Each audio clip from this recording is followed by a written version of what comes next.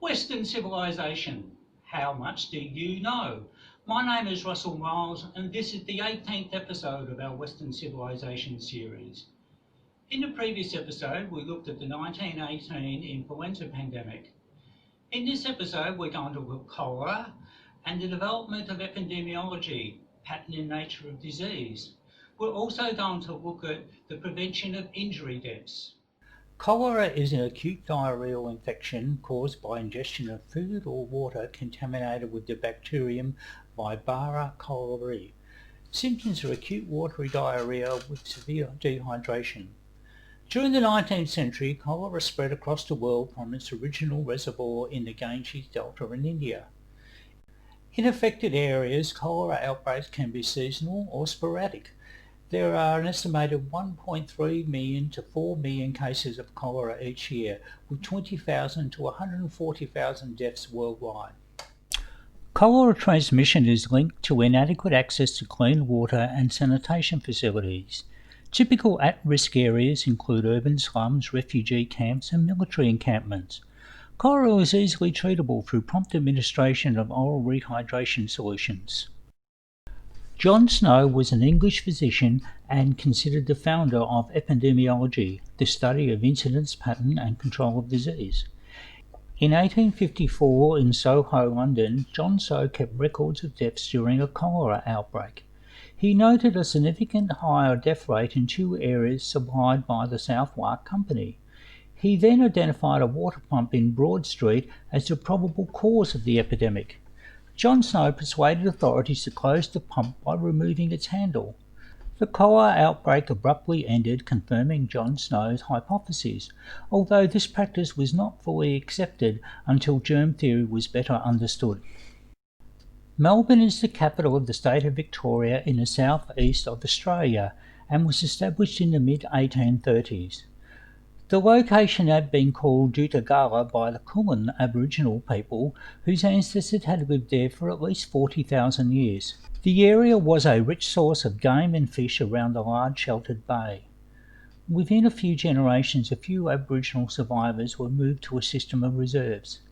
In their place, a pastoral community developed, and with the discovery of gold in 1850, the population of Melbourne grew rapidly, from 30,000 in 1850 to 120,000 in 1860, over 500,000 by 1880, and 1 million by 1890. In the 1880s, Melbourne was nicknamed Smellborne because of the prevalence of diarrheal diseases, with the Australian fly ensuring germs spread widely. With open sewers and excrement of humans and animals, and the odour of the tannery industry, the city was obnoxious. Melbourne's scandalous health situation eventually compelled civic authorities to respond. The abundance of wealth from gold allowed a sewerage system of the leading technologies at this time. There was a massive underground tunnel linked to a pumping station on the mouth of the Yarra River and then pumped westward to a sewage treatment farm over 30 kilometres away, where wastewater flowed over successive fields until it flowed uncontaminated into the bay. The plan also included building separate stormwater drains so sewage systems would not overflow during floods. A large water supply of dams, aqueducts, tunnels and tanks ensured abundant fresh water in what is one of the driest places on the globe. One facet was preserving forests around dams so as to limit inflow of pollutants from farms. European-style gardens were to flourish, along with a new nickname of Garden City. This was only half the extensive plan, which included a mirror sewage system flowing southeast. The later plan was interrupted by a recession in the 1890s and not completed until the 1980s. The original system had, though, only required major upgrades in the 1990s, by which time Melbourne's population had reached 4 million. According to The Economist magazine's Global Livability Index, Melbourne is second only to Vienna in the world. The geography of Australia being an older continent and flatter means cities such as Melbourne have few barriers to spreading out, with a population density of 50 per hectare. This compares with New York at 110, Barcelona 160 and Cairo at 170. This spacious urban scape creates innate social distancing, which mitigates the spread of infectious disease. The advent of the motor vehicle was pivotal in Melbourne's suburban expansion. However, this created a cost in greater road crash trauma, which grew to becoming amongst the worst in the world. In 1970, 1,061 people died on the roads in the state of Victoria, equating to 30 deaths per 100,000 people, mostly young men. The Alfred Hospital is one of the major teaching hospitals in Melbourne and a common destination for road trauma casualties. Trauma surgeons came to realise that despite rapid advances in surgical technique, they were often unable to deal with the multiple chest and head injuries before the casualty died. So they started to look to see if the injuries might be prevented. One initiative being developed by motor vehicle builders and being adopted in Northwest Europe was seatbelts. This led to surgeons proposing that the fitting and wearing of seatbelts be made compulsory. There was some resistance from motorist organisations and others on civil liberties grounds. However, political leaders facing public furore over the growing road toll were persuaded and established a 5-year transition period, after which failure to wear a seatbelt would result in heavy fines, even jail. Driving while intoxicated has long been an offence, but hard to prove at law. In 1976, the onus of proof was reversed, and a standard set as a maximum part of alcohol in the bloodstream of 0.08, then 0.05, and even 0.02 for young drivers. Handheld breath testing devices enable police to rapidly screen large numbers of drivers and then test those with positive results with a blood test. Road crash fatalities also were given blood alcohol contents tests. In recent times, Victoria Police has been testing over 4 million motorists each year. In 2018, Victoria Police had funding of its breath testing program suspended after it was revealed police officers had falsified more than 250,000 roadside breath tests in the state over a 5-year period, about 1.5%. The Transport Accident Commission, which funded the program, had found significant anomalies in the results, leading to a police internal investigation that uncovered fake testing was widespread. To meet quotas, police were placing a finger over the hole of the breath testing equipment or blowing into the straw themselves. Assistant Commissioner Russell Barrett later said, "This practice will not be tolerated." On the 23rd of April 2020, 4 police officers were killed when an errant driver drove a truck into them as they were dealing with a driver of another car who had been arrested after driving at 150 km per hour along a freeway. The road toll in Victoria started to fall. In 1980, it was 20 deaths per 100,000 persons each year. Around the world, motor vehicle builders pursued greater crash resistance. This is mostly that vehicles would crumble on impact, absorbing the energy, not the human body. In 1990, it was 10 per 100,000. Roads were built emphasising safety. For example, highways would gently curve, requiring motorists to constantly make small corrections and so remain alert, instead of a straight road with sharp turns. By 2000, it was 7 per 100,000. Other initiatives included more rigid enforcement of speed limits, longer and professional training of new drivers, electronic detection of failing to stop at traffic lights. By 2019, the death toll was 5 per 100,000, or 5,000 fewer deaths and tens of thousands fewer maimings each year than if trends had not been turned around, with huge sums of money for healthcare saved. See the Highway Patrol in action again next week. Until then, remember, leave your blood at the Red Cross, not on the highway. This is Broderick Crawford saying, see you next week. While the road toll in Australia was declining, so too were other injury deaths. Drownings, fire, falls, poisoning, suicide, assault, and overdoses of alcohol and other drugs. These trends were also seen around the Western world. For example, the number of injury deaths of children in Australia aged 0 to 14 years declined from 553 deaths in 1983 to 231 in 2003, while the population increased by a fifth and has continued to decline.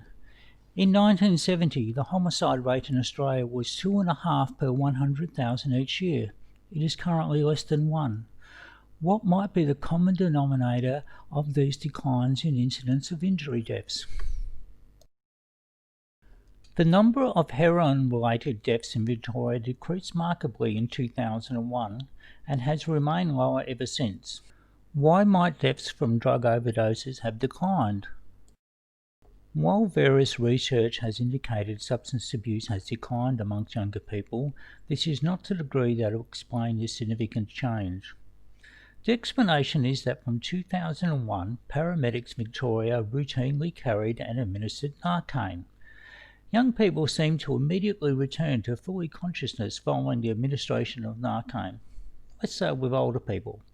This is an example of the fantastic advances with medical sciences that has both prevented deaths and saved persons living with debilitating injuries. It is rare that any single event causes a serious adverse consequences. Most serious incidents, whether car crashes, sinkings, child abuse, fire or ICT data loss, are from a series of failures. The MS Herald of Free Enterprise sunk off the Belgian port of Zeebrugge on the 6th of March 1987.